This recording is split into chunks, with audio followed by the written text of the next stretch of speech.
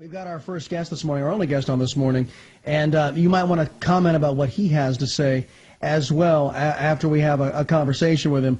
I want to welcome back to the program. You all have heard him before, Dr. James Pickney II. He's a board-certified family medicine physician. Dr. James studied general surgery at the prestigious Cedars-Sinai Medical Center in L.A.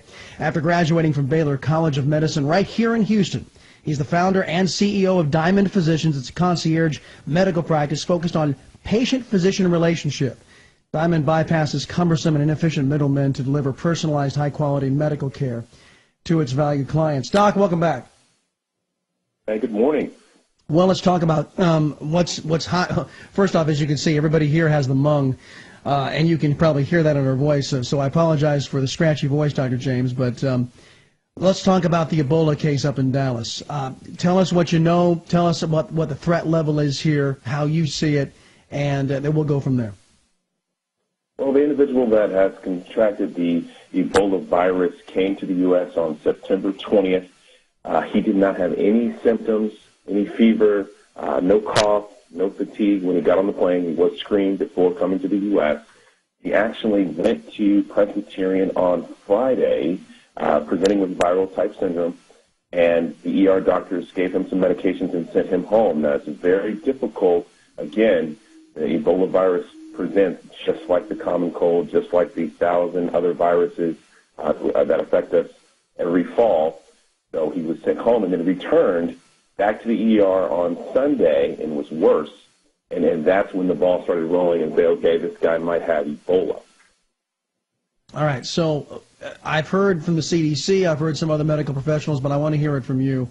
What is your level of confidence that this is going to be contained and we're not going to have an outbreak like we're seeing out in Africa?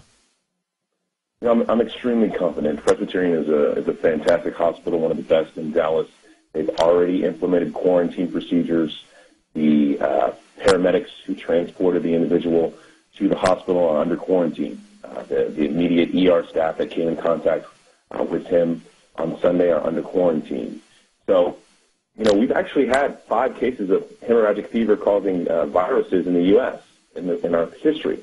The previous ones were Marburg virus and Lassa fever, and none of those disseminated into a widespread outbreak. One person was infected each time. The virus was contained, and there's no reason to believe why this incident will be any different.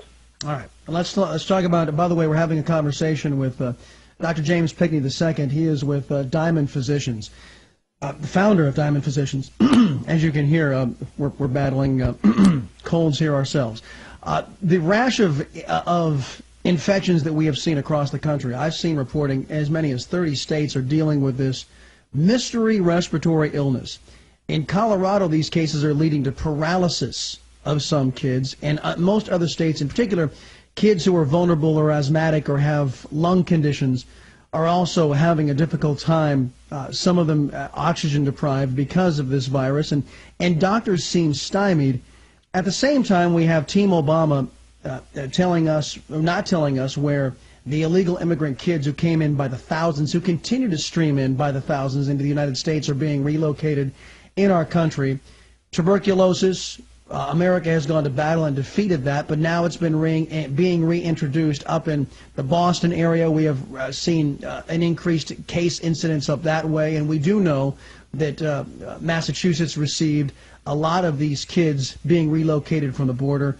Question to you is, can we say with confidence that the recent rash of infections across this country are not as a result of these illegal immigrant kids, or could there be a tie? You know, I think the evidence with the tuberculosis increase, there could be a tie. As you stated, we have eradicated tuberculosis in this country. We do not immunize our children for tuberculosis because there's just such a low incidence.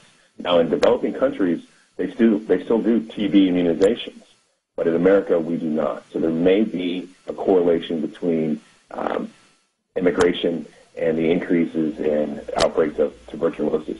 Now, with the enterovirus 68, there's not enough evidence as of today. The CDC is baffled.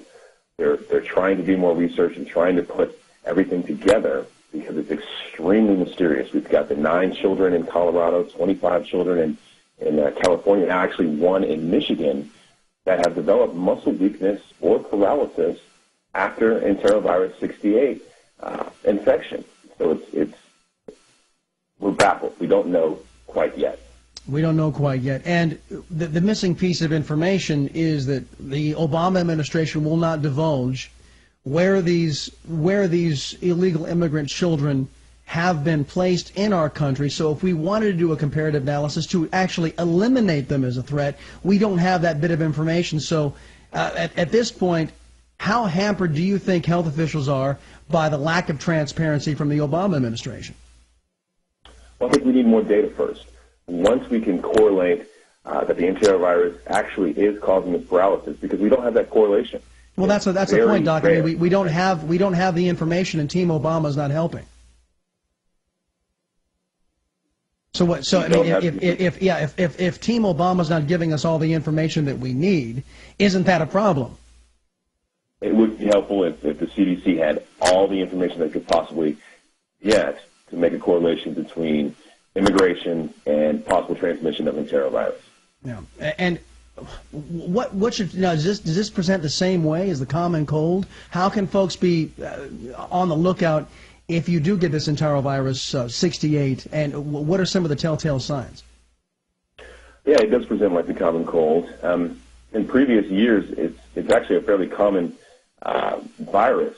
This year, it just has blown, spread widespread, out of control, and we're not really sure why. So again, you're going to have cough, fever, and it's really important with kids with underlying respiratory illness like asthma that those kids, they have to be well controlled. They need to be taking their inhalers and any type of steroid medication that they have, because this is a very serious illness for kids that have underlying respiratory illness. They can go into respiratory failure, have to be in the ICU, have to be on a breathing machine, and things of that nature. Gotcha. All right, Dr. James Pickney, board-certified family medicine physician. He is the CEO of Diamond Physicians, concierge medical practice focused on patient-physician relationships. Where can folks go if they want to get more information about Diamond? Go to diamondphysicians.com. Follow me on Twitter at @the_Dr. James. We're going to be talking more about Ebola this morning, so diamondphysicians.com. Excellent. Product right here of Baylor College of Medicine in Houston. Dr. James Pickney, appreciate it, sir. Oh, thanks for having me on the show, Chris. You betcha. All right, your phone calls right now, too.